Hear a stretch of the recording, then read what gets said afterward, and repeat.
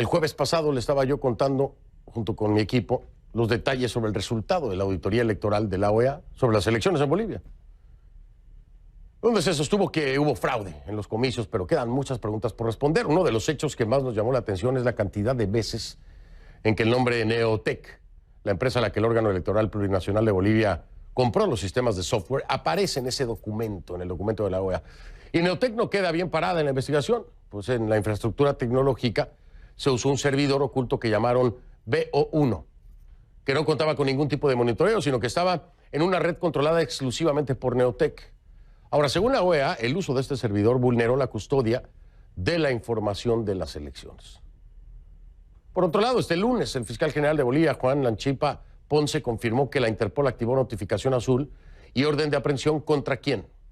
Sergio Martínez Beltrán. Esta era la figura incógnito, ¿no? Él abandonó el país el viernes por la frontera con Perú. ¿Qué se presume de Martínez Beltrán, exinformático del Tribunal Supremo Electoral?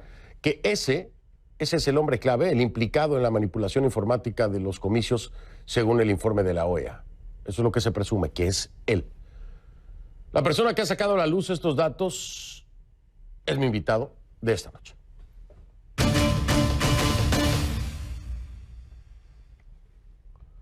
Le doy la bienvenida a Álvaro Andrade, es el director de Ethical Hacking. Álvaro, bienvenido y gracias por estar aquí. Buenas noches. Muy buenas noches, estimado Fernando, y muchísimas gracias a ti por el espacio y por la invitación. Al contrario, Álvaro, muchísimas gracias.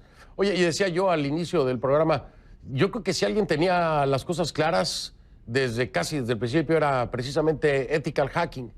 ¿Tú ya veías venir todo esto, Álvaro? ¿Ustedes ya tenían la sospecha de que iba a ser un proceso electoral fraudulento y viciado?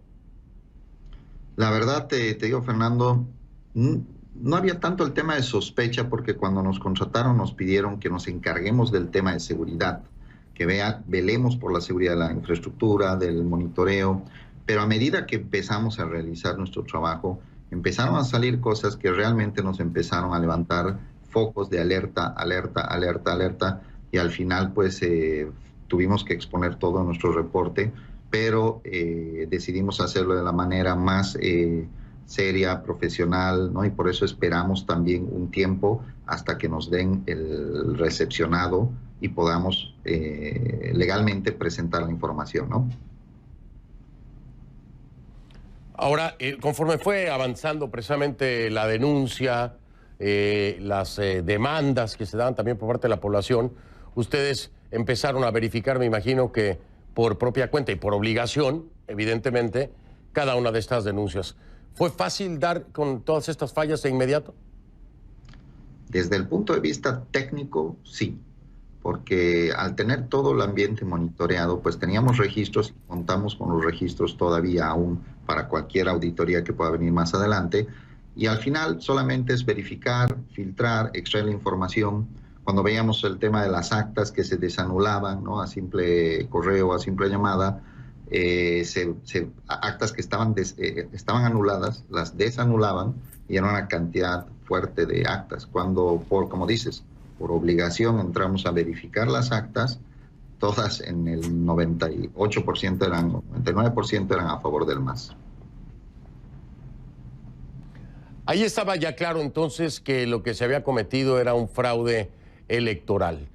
En algún momento, y esto es muy importante, Álvaro, que me lo digas porque quiero entenderlo desde la perspectiva país y que los bolivianos lo entiendan desde la perspectiva país. Cuando ustedes estaban ya claros de que se había cometido un fraude, que había una manipulación del resultado, ¿pensaron que se iba a lograr demostrar el mismo a nivel país o necesariamente pensaban que tendría que ser un ente internacional el que participara de esto? Desde nuestro punto de vista y como obligación, como empresa y como bolivianos, no podíamos dejar de decir la verdad, de sacar esto. Y obviamente cuando ya se dijo la verdad y participó también la OEA como organismo internacional, el trabajo que hicieron fue bastante serio. Inclusive hubieron varias veces que hablamos con la OEA, aportamos información de nuestros reportes que están plasmadas en el reporte final de la OEA. Entonces yo creo que tanto desde la empresa, nosotros como empresa auditora, siendo una empresa extranjera, pero conformada en la mayoría por bolivianos, y más el aporte de la OEA, pues ya las cosas quedaron bastante claras, ¿no?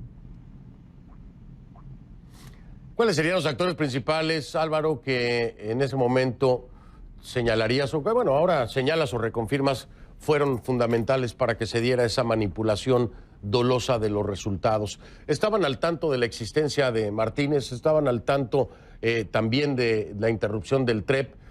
¿Cuáles serían los elementos? ¿Coincides perfectamente con la OEA? ¿Son los mismos factores o le agregas o le quitas? Sí, inclusive la OEA en un trabajo más amplio encontró más cosas, ¿no? A nivel, digamos, de exámenes grafológicos, cosas que no nos competían, pero ya dentro del trabajo que nosotros hicimos, hubieron varios elementos, como dices. Uno de los primeros que levantó y a partir de ahí todo empezó a ir en decaída fue el día que se bajó el TREP a raíz de un tercer servidor, como dijiste hace un momento, que apareció, levantaron, el cual no tenía nuestro agente de monitoreo, no tenía seguridad y empezó a redireccionar tráfico de votación o sea, de actas, de validación de actas, que era ya golpe 2, ¿no? Entonces, por otro lado, cuando comentas y mencionas al ingeniero Sergio Martínez, apareció la primera vez en una de las reuniones que ya teníamos como personal del CERESI, que era el sistema del registro de cédulas, algo así, que eran los encargados de donde estaba el centro de votación, donde estaban las 350 personas que hacían la votación. Pues él se presentó en una reunión como asesor del CERESI. Y pues se le facilitó el informe de auditoría, uno de los primeros informes del TREP, donde mostramos muchas vulnerabilidades.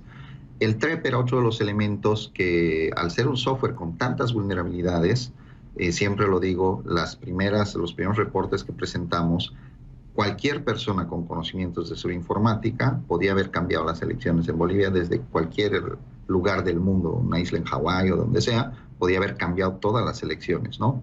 Y esta persona se presentó primero como funcionario asesor del CERESI, luego cuando nos pedía más información que no le dábamos, no le brindábamos, se presentó como asesor del Tribunal Supremo Electoral.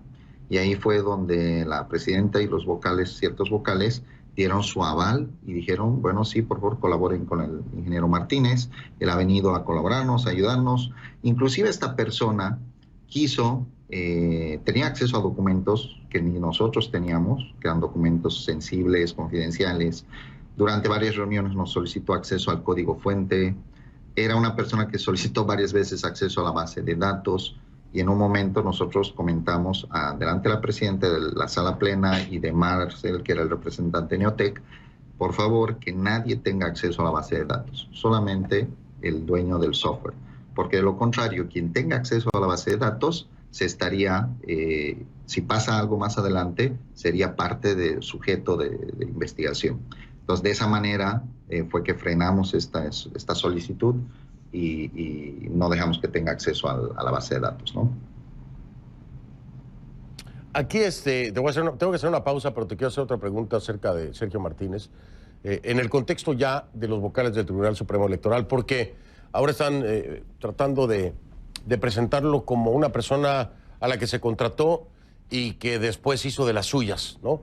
Como una iniciativa personal. Así lo declara una de los vocales el día de hoy, ¿no? Dice, no, yo lo contraté, pero nunca nos imaginamos que iba a hacer esto. No lo contratamos para hacerlo, ¿no?